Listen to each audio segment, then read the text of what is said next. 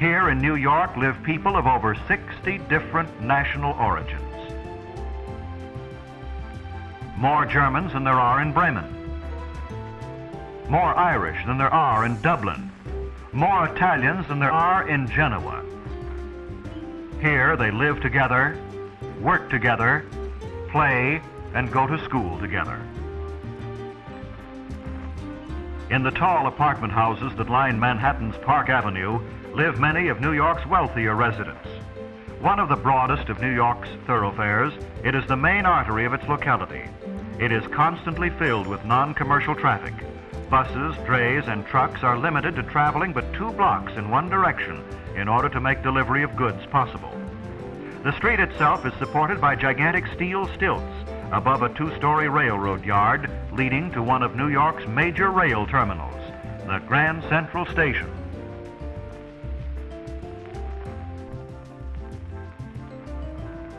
The borough of Queens, occupying part of Long Island, is perhaps typical of New York's residential areas. Across the East River from Manhattan, it is reached by a number of bridges and tunnels, among them the 59th Street or Queensboro Bridge, and the Queens Midtown Vehicular Tunnel. Morning and evening, as the residents of Queens commute to and from their offices, stores, and places of employment in Manhattan, these arteries of travel are crowded with traffic. In addition to private means of transportation, the city of New York has interborough and interurban bus lines plying its streets.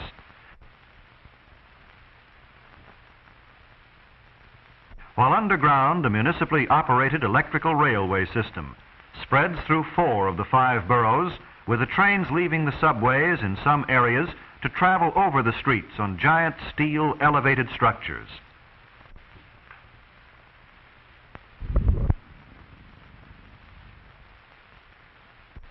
The people of New York may travel mile after mile on this integrated system on either local or express trains for only 5 cents for each trip.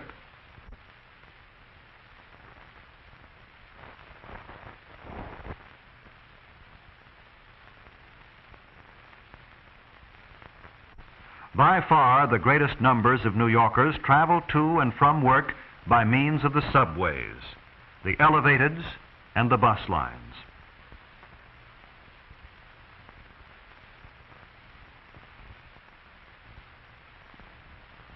In the borough of Queens, the homes of the New Yorkers may vary in size, shape, and type of construction. They may be single homes or apartment buildings, but regardless of type, they are much like the homes of people living in the residential suburbs of any other large American city. Here one may see the same familiar supermarkets, and the same familiar neighborhood schools, and the same familiar milk truck, and on certain days of the week, even the same familiar family wash lines that one sees in countless cities across our nation. But New York, again like any modern commercial and industrial city, has its less attractive areas. Manhattan's Lower East Side has been traditionally the district where live the poorer people, as well as the newly arrived immigrants. The human story of the Lower East Side is a familiar chapter in the epic of America. Here have lived the people whose hands built the city's subways, its bridges, and its skyscrapers. Its tenements and crowded streets magnify all the problems of big city life. Yet, not all of the district is blighted, for from its dark tenements have come generations of American workers, men and women of many different national origins, who have given their lives to the building of America.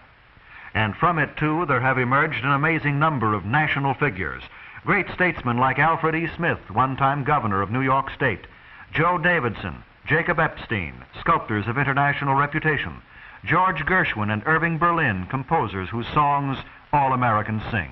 Housed in this historic, imposing building is the executive branch of New York City's government. Like any other city, New York has its elected and appointed officials, charged with protecting the persons and property of the city. Near the City Hall is located one of the most elaborate groups of civic buildings to be seen in any city outside of Washington, D.C. The municipal building, one of the group, is a magnificent structure 40 stories high.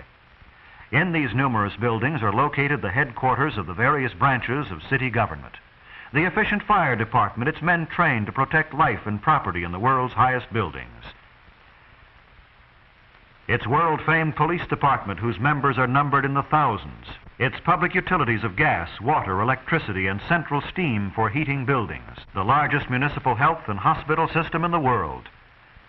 And its remarkable Department of Sanitation, which is responsible for the disposal of refuse and waste, the cleaning of streets and the removal of snow, with its tremendous fleet of motorized equipment. But the greatness of New York is perhaps most spectacularly seen in its buildings. For here on the island of Manhattan is the most impressive concentration of stone and steel masonry the world has ever known. The vast number of people who have crowded into this district have made for a scarcity of land and a consequent high value of whatever land has been available. While other cities have spread outward, New York has been forced to build upward.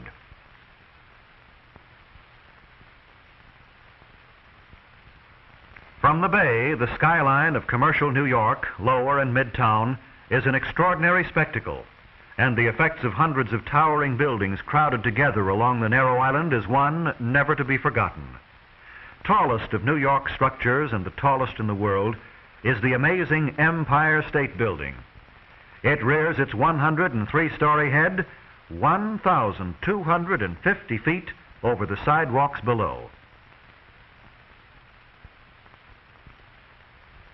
It has 7 miles of elevator shafts and 73 elevators, which travel so fast that a passenger entering one at the street floor may reach the 80th floor exactly 1 minute later.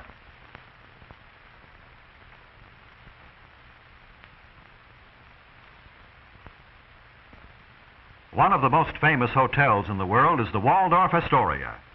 80% of the building is over the tracks of the New York Central and the New Haven railroads, and private railroad cars carrying guests of the hotel may be shunted to a special entrance located in the sub-basements. 47 stories high and containing 2,200 rooms, the Waldorf Astoria Hotel has been called New York's unofficial palace.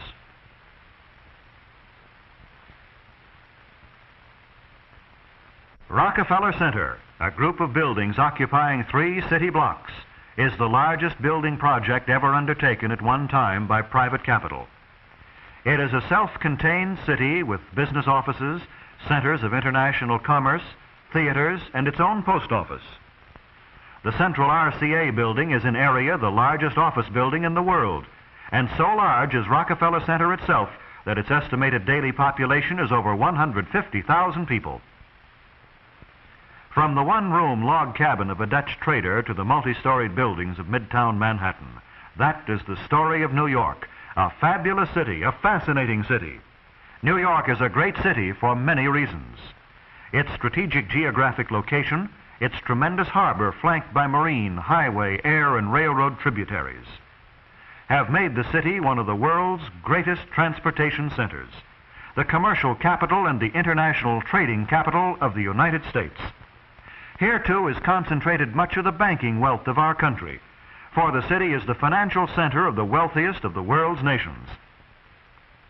It is supreme among our cities in the volume of its retail trade, which is diverse in interests and in the character of commodities, the raw materials for which are drawn from the far reaches of the world, sometimes only to be fabricated and subsequently redistributed in new form in diverse directions.